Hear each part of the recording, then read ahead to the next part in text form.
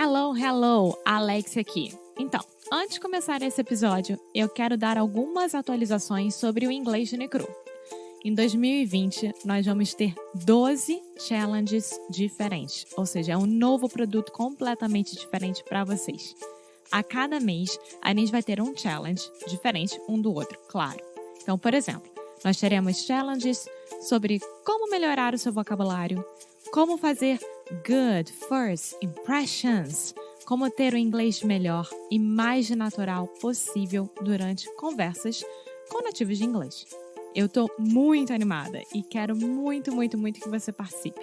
Então, se você gosta de nós, se você gosta do nosso trabalho, se você gosta aqui do Inglês no Cru Rádio e quer ficar de uma vez por todas sério com o seu inglês, começando agora em 2020, vá lá no nosso site inglesnuecrupodcast. Now, on with the show!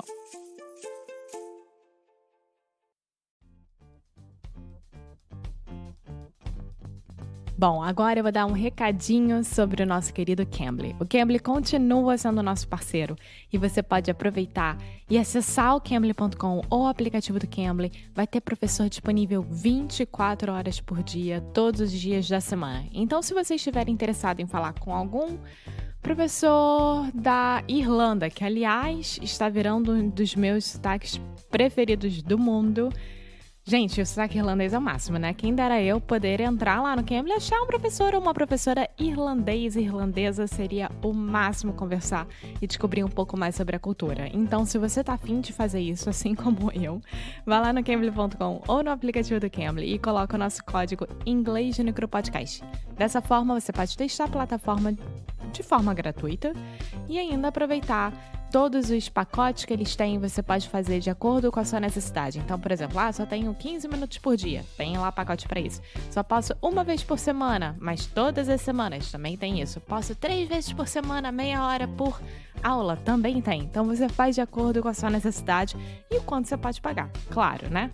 Então é isso, já dei meu recado, hein? Não se esqueçam de colocar o nosso código Inglês no Podcast lá em minutos grátis. É isso. Now, on with the show!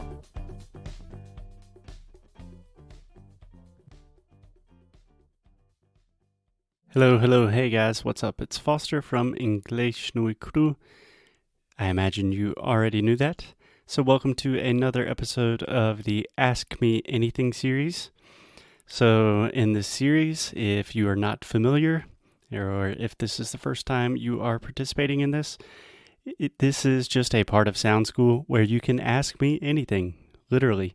So you can ask me any questions about English, about life, conversations, pronunciation, whatever, and I will try to give you my best answer. I will try to be somewhat intelligible.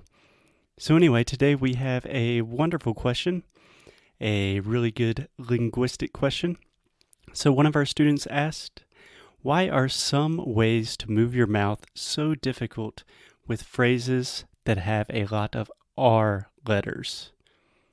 Okay, so this is an excellent question.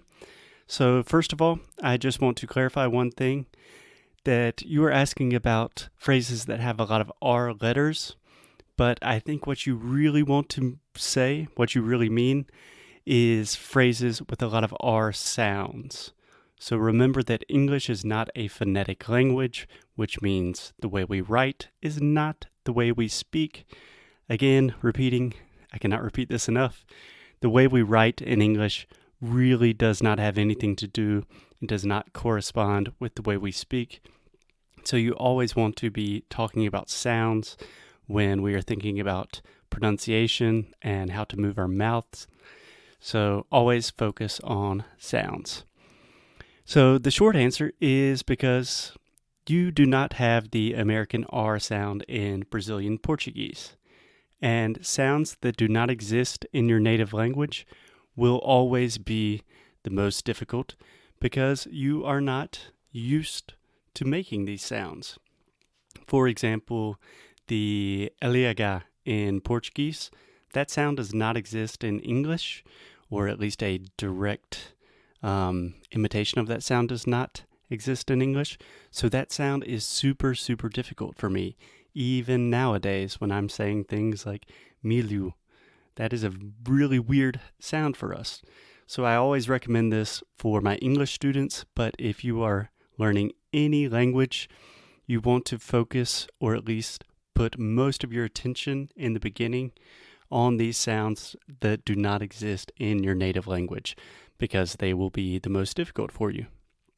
Secondly, R sounds in general are usually some of the most difficult sounds in all languages because there is just so much variation. So just a nerdy linguistic thing, the study of R sounds is called rhotics.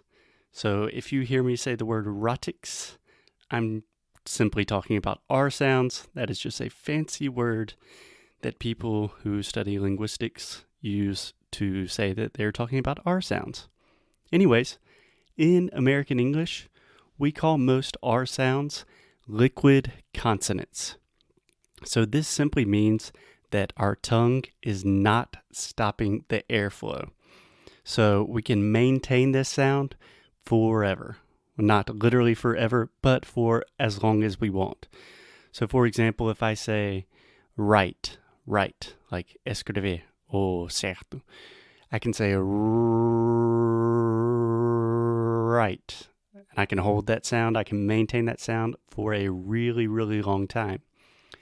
Also, let's say the example of mother. I can say mother and maintain that sound for as long as I want. And this is a really unique and unusual characteristic for consonants because normally with consonants, what defines a consonant is the way in which we stop the airflow. That means the way we stop air from coming out of our mouths. So what more? Also, if you think about the Portuguese R, like in words like para, piri, puru, the tip of your tongue is actually touching the top of your mouth. So the tip of your tongue is touching the roof of your mouth when you say para, puru, puru. So this sound is actually a lot more similar to an English T or a D sound, and it has nothing to do with an American R sound, which makes it especially difficult and confusing and complicated. Finally, last but not least, R sounds are really difficult simply because there is so much variation. This is why in Sound School, we address each different quality of the R sounds separately. These are what I call R-colored sounds because the quality of the sound is colored. It changes a little bit depending on how we use the R. So just to illustrate this, for example, we have the sound in words like mother, father, beer, cheer, etc. Then we also have the or sound in words like or, more, shore, core, etc. See, those are two very different sounds. We also have the R sound in words like far, tomorrow, tomorrow, sorry, and a ton of other words. So just to summarize a little bit, this is a really good question, but I think the three most important points is that the R sound is really difficult in English for three important reasons. Number one, this sound does not exist in Portuguese, and all sounds that you do not have in your native language will be the most difficult sounds, at least in the beginning, until after you train them and really understand what is physically happening in your mouth, really understand the phonetics and pronunciation behind the sound. Secondly, this is a liquid consonant, which means we can maintain this sound for as long as we want, which is really unique and unusual for consonants. And last but not least, there is a ton of variation in the different R sounds in American English, but that is also pretty common among most of the languages in the world. So I hope that wasn't too technical of an answer, but it was a pretty technical question. So I hope that helps, and I will see you guys in the next Ask Me Anything. Thanks a lot.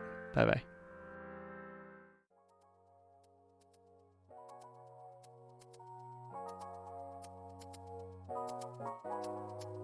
Muito obrigada por ter escutado mais um episódio aqui do Inglês no Cru Rádio. Nós amamos você! E se você estiver realmente levando a sério os seus estudos de inglês, vá lá no nosso site inglesnuecrupodcast e veja os nossos Language Challenges. São super bacanas e nós adoraríamos te ter por lá. Então, as always, keep up the good fight and lose well.